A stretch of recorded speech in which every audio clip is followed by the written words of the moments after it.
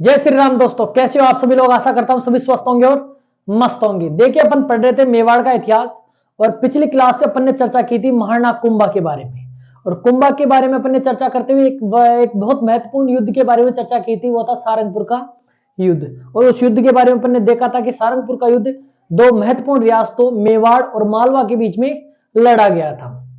अब देखिए, जब ये युद्ध लड़ा गया तो इस युद्ध में विजय के जो सोर्स है वो अलग अलग बताते हैं। कि खुद महमूद खिलजी ये कहता है कि मेरे विजय में मैंने मांडू में 7 मंजिला इमारत का निर्माण करवाया। बल्कि भारतीय इतिहास के सोर्स व कुछ महत्वपूर्ण सोर्स ये कहते हैं कि महाराणा कुंभा की विजय हुई और कुंभा ने इस विजय के उपलक्ष्य में क्या किया, एक बहुत ही बेहतरीन स्थापत्य का नमूना जिसे अपन विजय स्तंभ या अनेक और नामों से पुकारते, जैसे कीर्ति स्तंभ, विष्णु ध्वज स्तंभ, इसका निर्माण करवाया जो लगभग 9 मंजिला था और 22 फीट ऊंचा था। अब इन सभी विषयों की चर्चा करते हुए अपन ने सारंगपुर के युद्ध की चर्चा कंप्लीट कर ली थी पिछले। आज अपन बात करते हैं सारंगपुर के युद्ध के बाद में मालवा के सुल्तान ने क्या नीति अपनाई और उस नीति का मेवाड़ के ऊपर क्या प्रभाव पड़ा, उन सभी विषयों की अपन चर्चा करेंगे। क्योंकि देखिए, जो सारंगपुर का युद्ध लड़ा गया था, कौन सा युद्ध, सारंगपुर का युद्ध,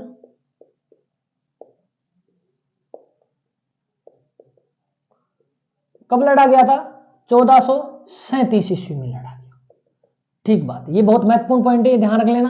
और किसके बीच में, तो आपसे रियासतें भी पूछी जा सकती है, हो सकता है कि शासकों के नाम भी पूछे जा सकते हैं। तो रियासतों में जब भी पूछे तो मेवाड़ और मालवा या मांडू, कोई भी शब्द दे सकता है आपको। या शासकों के बारे में चर्चा करें तो कुंभा, मेवाड़ के कुंभा और मालवा के महमूद खिलजी। अब इस युद्ध के 6 वर्ष बाद, इस जो सारंगपुर का युद्ध लड़ा गया था, इस युद्ध के 6 वर्ष बाद, क्योंकि देखो 6 महीने तक इसको गिरफ्तार करके रखा गया था। अब इसको जब छोड़ दिया गया तो इतिहासकारों ने कुंभा की आलोचना भी की थी। अपन ने यह भी चर्चा की थी कि कर्नल जेम्स टोड, हरिविलास सारदा और गौरीशंकर हीराचंद ओझा ने कुंभा की आलोचना की है कि मांडवी सुल्तान को उसने गलत छोड़ दिया। अब छोड़ दिया तो 6 वर्ष बाद, कितने वर्ष बाद, 6 वर्ष बाद मांडू या मालवा के शासक महमूद खिलजी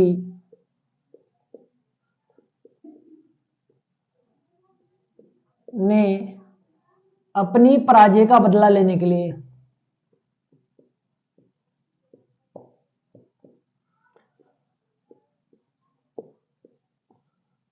हेतु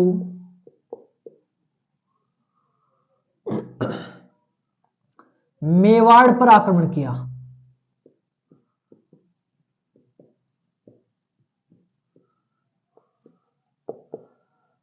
क्योंकि मैं मेवाड़ इसलिए बोल रहा हूं कि जो आपका जो कुंभलगढ़ दुर्ग है वो भी मेवाड़ रियासत के अधीन आता था। ठीक है, तो अब अपन किसकी चर्चा करेंगे, कुंभलगढ़ युद्ध की चर्चा करेंगे। तो मेवाड़ पर आक्रमण किया किसने, महमूद खिलजी ने। और आक्रमण में कहां पर आक्रमण किया इसने, महमूद खिलजी ने, तो महमूद खिलजी ने कहां पर है, कुंभलगढ़ दुर्ग पर।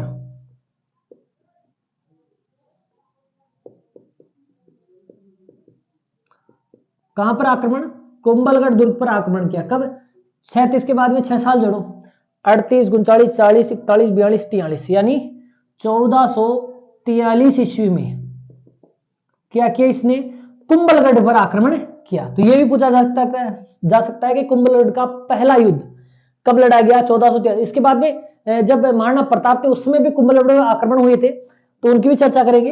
लेकिन कुंभलगढ़ का जो प्रथम आक्रमण था वो 1437 में किसने किया, महमूद खिलजी ने किया। ठीक है, मैं फिर बता रहा हूं, अलाउद्दीन खिलजी अलग है और महमूद खिलजी अलग है। ठीक है, तो कुंभलगढ़ दुर्ग पर 1443 में आक्रमण हुआ। अब यहां पर कुंभा यहां पर तो था ही नहीं, कुंभा प्रारंभ में मेवाड़ चित्तौड़ में अपना प्रशासन संभाला था। बाद में उसने कुंभा ने क्या किया, कुंभलगढ़ दुर्ग को प्राथमिकता देते हुए उसको क्या किया, अपना निवास स्थान बनाया था।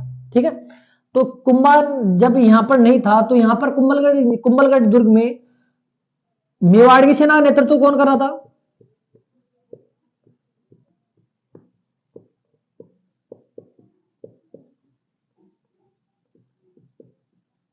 तो ध्यान रखना, दीप सिंह कौन कर रहा था,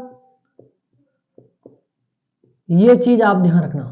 ये कई बार क्वेश्चन पूछा गया है कि महमूद खिलजी द्वारा कुंभलगढ़ पर 1443 में आक्रमण के समय मेवाड़ की सेना का नेतृत्व किस सेनापति, कौन सा सेनापति कर रहा था? तो दीप सिंह कर रहा। ध्यान रखना कुंभा यहां पर नहीं था भाई, दीप सिंह कर रहा था। कहते हैं दीप सिंह बाण माता के पास में युद्ध करते हुए मारा गया। कहते हैं कुंभलगढ़ दुर्ग की घाटी में यहां पर स्थित बाण माता मंदिर के पास दीप सिंह अपने साथियों सहित युद्ध करता हुआ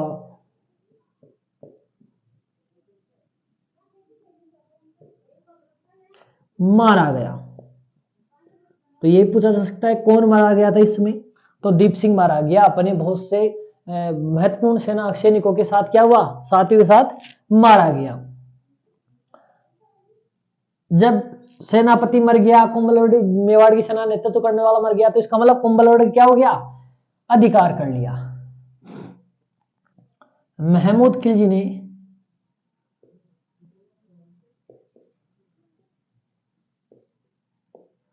बाण माता के मंदिर को नष्ट भ्रष्ट कर दिया। क्योंकि जैसे युद्ध में विजय हुई तो वहां पर जो बाण माता का मंदिर था उस मंदिर को क्या किया गया? तोड़ा गया और उसको भ्रष्ट कर दिया गया।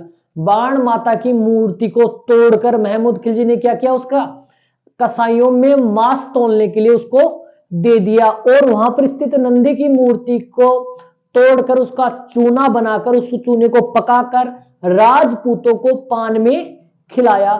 तो ये चीज अक्सर क्वेश्चन में पूछी जाती है कि महमूद खिलजी ने कहां पर स्थित मंदिर को तोड़कर उसकी मूर्ति को कसाईयों में मांस तोलने के लिए दे दिया था, या नंदी की मूर्ति का चूना राजपूतों को पकाकर खिलाया था? तो ध्यान रखना कुंभलगढ़ युद्ध के समय कुंभलगढ़ में जो बाण माता का मंदिर था उस मंदिर को तोड़ा गया। उस मंदिर में जो बाण माता की मूर्ति थी उस मूर्ति को तोड़कर टुकड़ों को क्या कर दिया गया? कसाईयों को मांस तोलने के लिए दे दिया गया। ठीक है, तो ये बात बहुत इंपॉर्टेंट बात है, इसको जरूर ध्यान रखें। बाण माता की मूर्ति को तोड़कर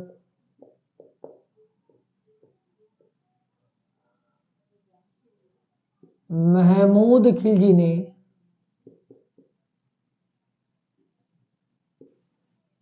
इस मूर्ति के टुकड़ों को कसाईयों में मांस तोलने के लिए दे दिया।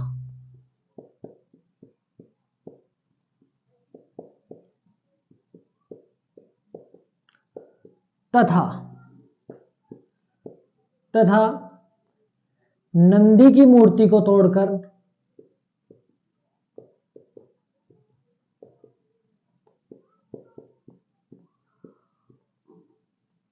उसका चूना पकाकर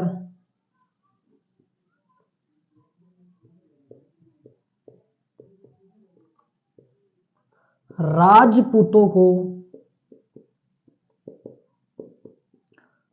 पान में खिलवाया।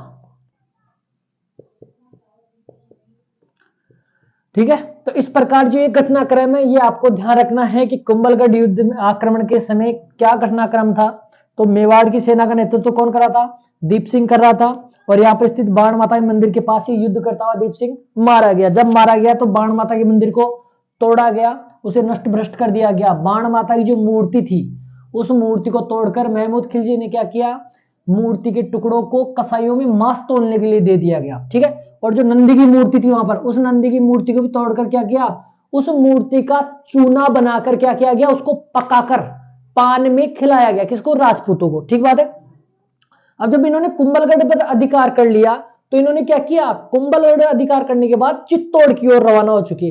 किसकी तरफ? चित्तौड़ की तरफ। चित्तौड़ को भी अपन जीतेंगे। लेकिन इनको बीच रास्ते में ही कुंभा की सेना के द्वारा बेहतरीन पराजय मिलने के कारण वापस मांडू भागना पड़ा। कहां पर भागना पड़ा? वापस अपने राज्य मांडू भागना पड़ा। तो देखिए कुंभलगढ़ पर अधिकार के बाद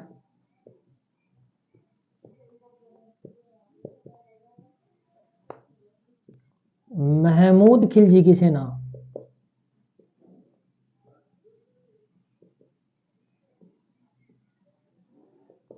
चित्तौड़ की तरफ रवाना हुई, पर बीच रास्ते में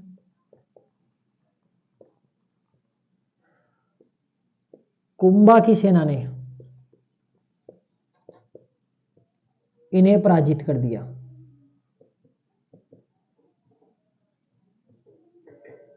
जब पराजित कर दिया तो इनको क्या करना पड़ा? मांडू भागना पड़ा। कहां भाग गए? मांडू।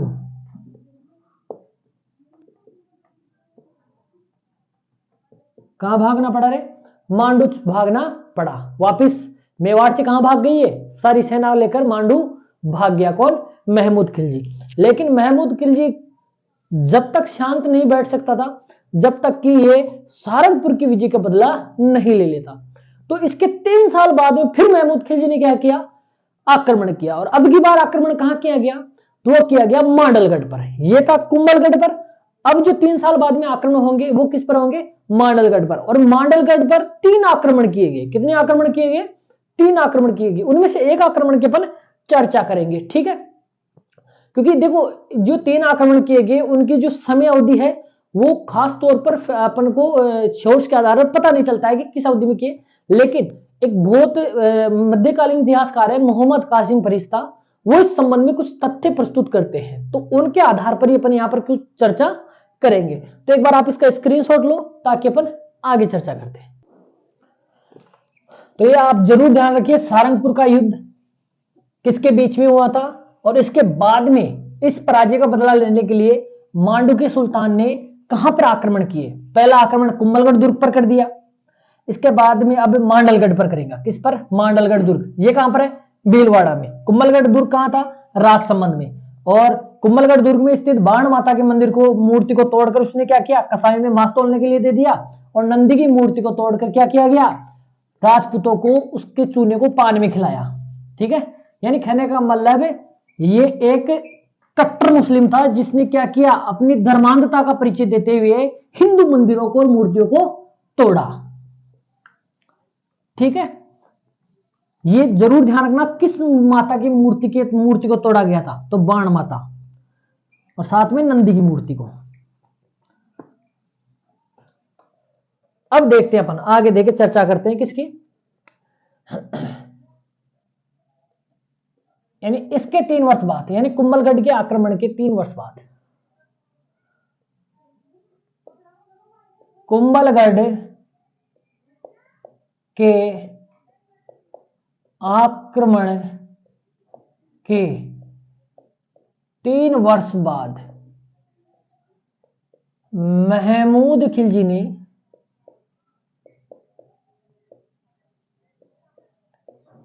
पुनः, कब? 1446 में। वो 43 में क्या किया था? 3 वर्ष बाद 1446 ईस्वी में मांडलगढ़, कहां पर? मांडलगढ़ पर आक्रमण किया। कहां पर आक्रमण किया? मांडलगढ़ पर आक्रमण किया। ठीक बात है, लेकिन उसे पराजित होकर लौटना पड़ा। लेकिन उसे पराजित होकर लौटना पड़ा। इसने पुनः फिर इसके बाद में इसने 2 और आक्रमण किए। इसके बाद में महमूद खिलजी ने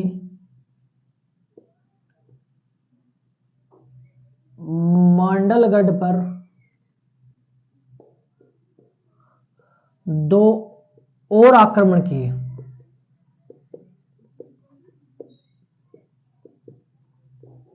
कितने आक्रमण और किए? 2 और आक्रमण किए, जिसमें से एक आक्रमण कब किया गया? 10 साल बाद 1456 ईस्वी में। इसी बीच में कोई एक और आक्रमण किया गया था जिसका अपन को वो सोर्स है नहीं पुख्ता, ठीक है। तो आप तो ये ध्यान रखना 1446 और 1456 मांडलगढ़ पर पुनः आक्रमण तथा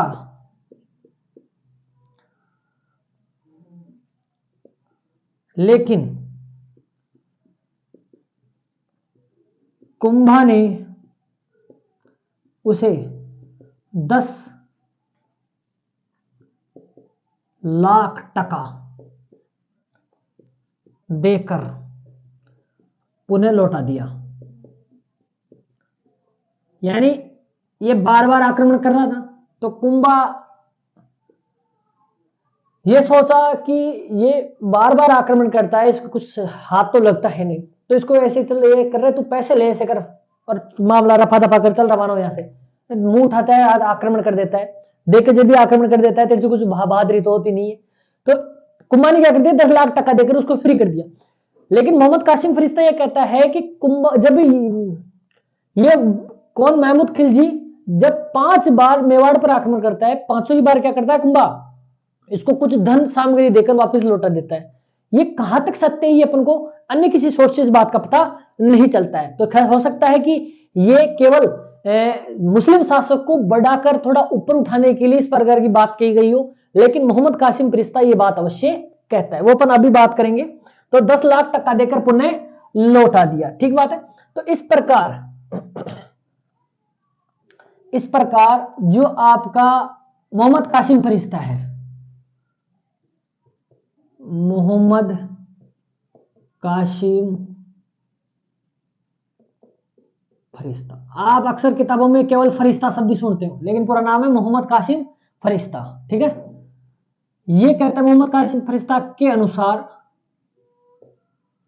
ये ध्यान रख लेना क्या पता पूछ लिया जाए कि फरिश्ता के अनुसार मांडू के सुल्तान महमूद खिलजी ने मेवाड़ पर कितनी बार आक्रमण किया है?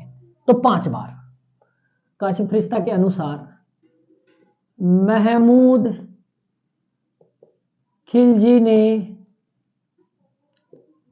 मेवाड़ पर 5 बार आक्रमण किया।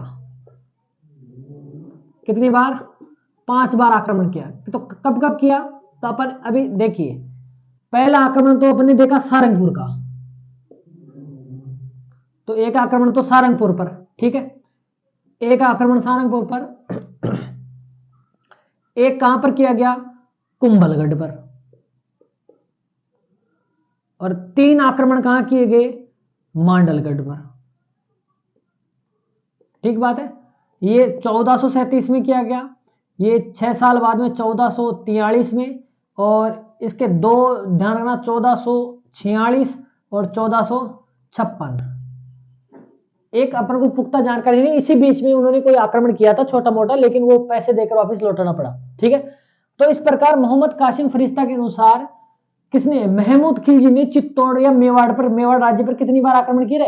5 बार आक्रमण किए। एक पहला सारंगपुर में, दूसरा कुंभलगढ़ में, और 3 युद्ध मांडलगढ़ पर, 3 आक्रमण मांडलगढ़ पर किए गए। और ये कहता है फरिश्ता, ये कहता है इन सभी आक्रमणों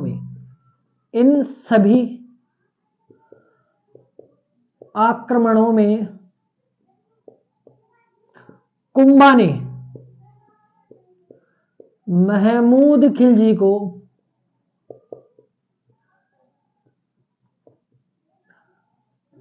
धन या रुपए देकर लौटा दिया। इन सभी आक्रमणों में क्या किया? कुंभा ने इसको क्या किया? महमूद खिलजी को कुछ धन या रुपए देकर क्या कर दिया? राजी करके वापस लौटा देता है। तो हर बार यही करता है। एक बात कौन कहता है? फरिश्ता कहता है। लेकिन इस प्रकार का कोई और सोर्स नहीं है जो ये बात बताए, तो इसलिए अपन इसको प्रमाणिक नहीं मान सकते, बस अपन इसको पढ़ सकते हैं। ठीक बात है भाई, फरिश्ता ये बात कहता है, ठीक है। कहां तक सत्य है इसका कोई अगर और भी सोर्स होता, समकालीन इतिहासकार इसी बात का अगर जिक्र करते तो हम इस बात पर थोड़ा बहुत विश्वास कर सकते थे कि हाँ भाई कुंभा ने क्या किया है, उसको धन देकर लुटाया है। ठीक बात है। तो इस प्रकार मेवाड़ और मालवा के संबंध जो किसके समय खराब होना स्टार्ट हुए थे, तो राणा क्षेत्र सिंह या खेता के समय स्टार्ट हुए थे, जब खेता ने मालवा के शासक जिसे अमीशाय कहते हैं यानी उसको पराजित करके मार दिया था। उसके बाद मालवा और मेवाड़ के बीच में क्या हुआ, इन बीच में संबंध खराब होते चले गए और यहां तक आते आते संबंध इतने खराब हो गए कि मांडू के सुल्तान मालवा सुल्तान महमूद खिलजी ने 5 बार मेवाड़ पर आक्रमण कर दिया। ठीक बात है।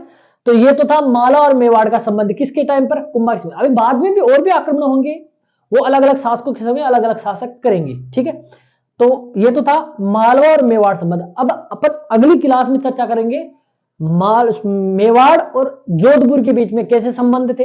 फिर उससे अगली एक क्लास में अपन चर्चा करेंगे किसके बारे में, कि गुजरात और मेवाड़ के बीच में कैसे संबंध थे और इनसे संबंध में कौन कौन से युद्ध लड़े गए। उन सभी विषयों की चर्चा अपन एक एक करके पॉइंट टू पॉइंट चर्चा करेंगे, ताकि आपका एक भी क्वेश्चन ऐसा ना रहे जो छूट जाए। और इनसे आने वाले सभी क्वेश्चन, इससे बाहर तो कोई आने वाला है नहीं, क्योंकि जहां तक मेरा अनुमान है कि इन शोर्स से जहां तक असिस्टेंट प्रोफेसर में भी इससे बाहर तक कहीं नहीं गया है, तो आरपीएससी का जो छोटे लेवल के एग्जाम है उनमें तो कहां से जा सकता है। ठीक है। तो ये आप जरूर ध्यान रखिए। ये एक बार पूछा गया आरपीएससी में कितने बार आक्रमण किए, 5 बार। तो ये जरूर ध्यान रख लेना, डाटा हो सकता है पूछ ले तो, है ना। तो किस्मत खराब हो तो पूछ ले, लेकिन ये अपन को ध्यान रखना है। ठीक है। अब हंसते रहिए, खुश रहिए। जय श्री राम। खमा।